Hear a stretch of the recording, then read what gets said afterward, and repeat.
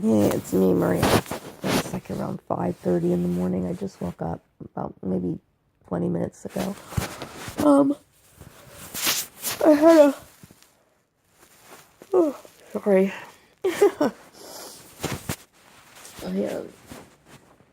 I had some problems yesterday. I've been having problems with my back. That chair at work is like fucking killing me.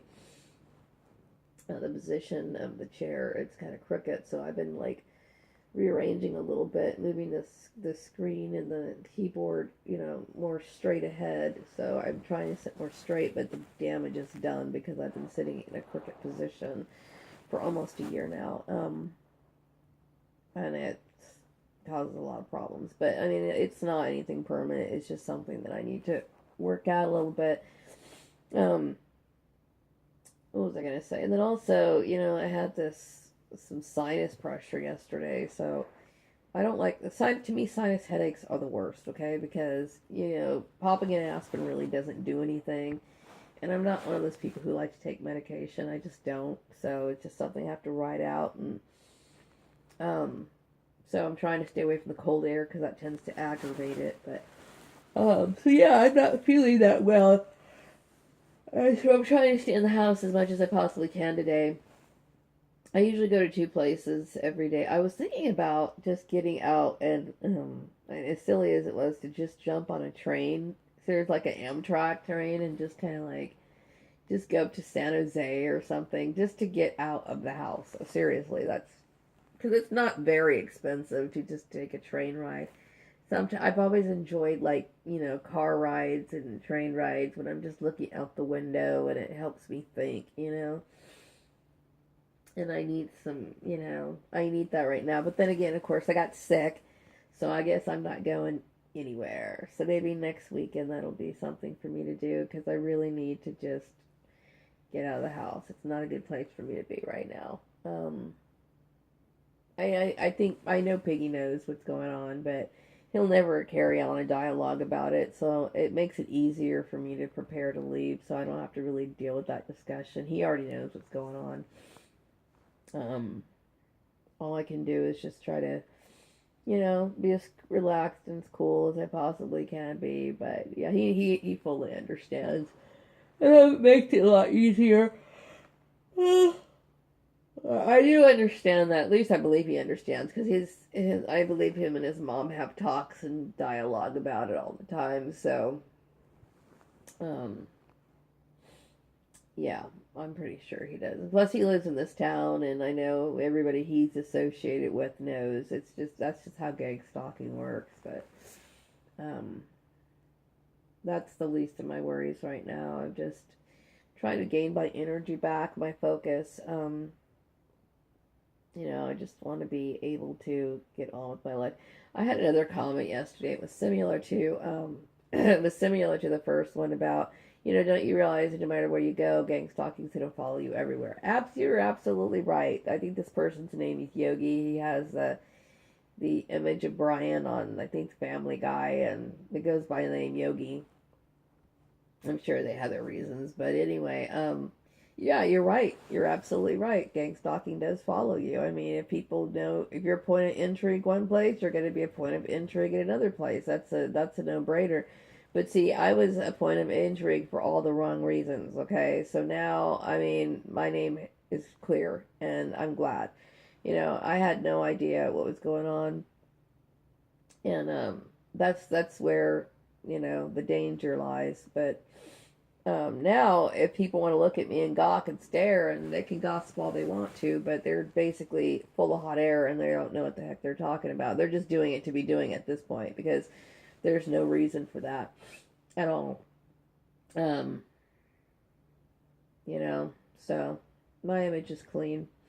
I'm tired of all of that. But really, what I need to get away from is just the harsh behavior of the people here in Bakersfield. It's unreal. And I'm not saying that people can't be that way everywhere. I mean, racism exists everywhere. Okay, we know this, but um, I remember reading about an Asian lady who moved to like a remote place in Idaho, I believe it was one of those places like remote places where you know, you could stumble upon like a white supremacist, and your life could basically turn to hell. And anyway, she got in a relationship with him, and her life became like a nightmare. Okay, and I guess she was romantically involved with him, but didn't realize he was a racist or whatever, and their life turned to hell.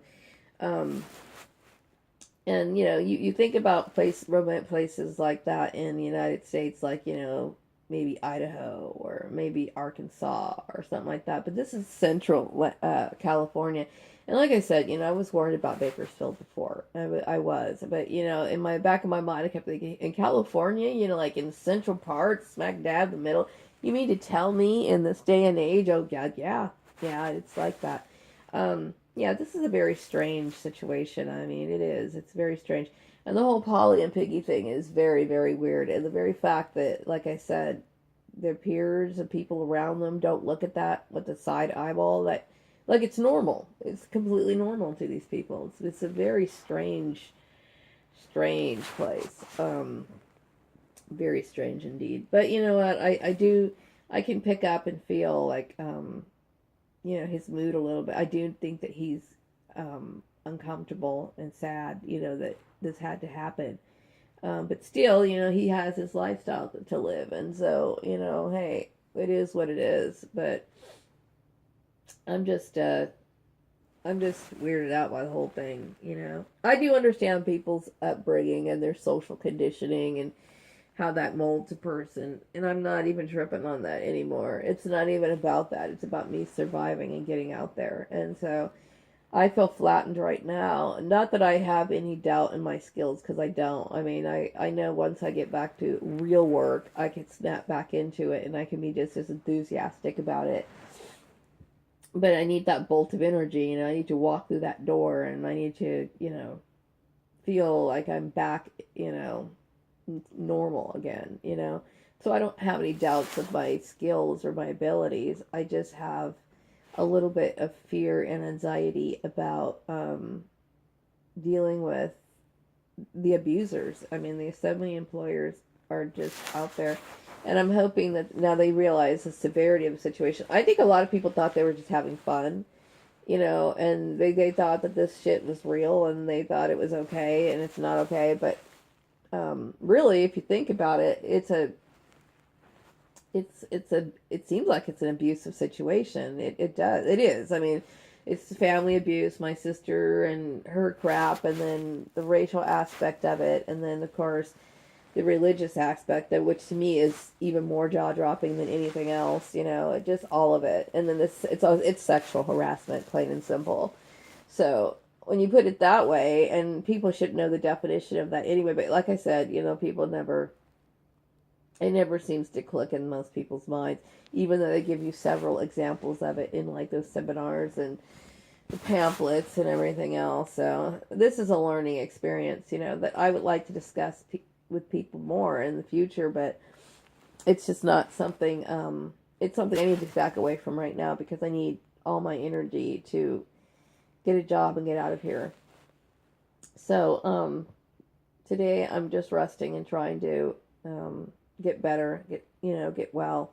I am sick. I know that I have this sinus pressure in my head. It's not as bad as it was last night. It was pretty bad last night. But and then of course my back has been causing some problems. So there's a bar outside in the garage. I kind of dangled off of that like last night for a few seconds, to try to straighten my back a little bit, and it did help, and then of course the hot water feels good. Hot water feels good. I never reject hot water. If I can stand that shower a little bit longer, I'm all up for that. I love hot showers, and that feels good. But yeah. So anyway, that answers the question. People are always going to bring that up. Yeah, gang stalking affects you everywhere. It's an everywhere thing. But like I said, at least people aren't thinking those weird things about me anymore. That's pretty shitty, actually, now that I think about it. And so now I can just move on, and I'm hoping that other targets could, if they can, I mean, if they really can think about it, they could probably track back their timeline too. and they could probably be able to easily defend themselves as well, because most of their, if they're the kind of people, I'm sure most of their social isolation was a gradual process, okay, much like mine, you know, slowly but surely, people are becoming more and more, distant, and then it all starts getting weirder and weirder, gradually, and then the comments, and then, and then you think about your daily routine. When you don't have a social life, you could pretty much pinpoint what you're doing. You're going to work, you're coming home. There's not much in between, so you can figure yourself out. And hopefully, once you start backtracking, you can help yourself. And then, just like I said, throw everybody's name out. Do whatever you can to try to get yourself, get help, because, or at least show and prove that, that you have nothing to do with this. And you're really going to put the spotlight back on the people who put you in this program, because they're the ones who are at fault, not you. So anyway, I'm going to wrap up this video, and maybe I'll be back with another one later if I'm hoping I feel better. And I wish you all a wonderful day.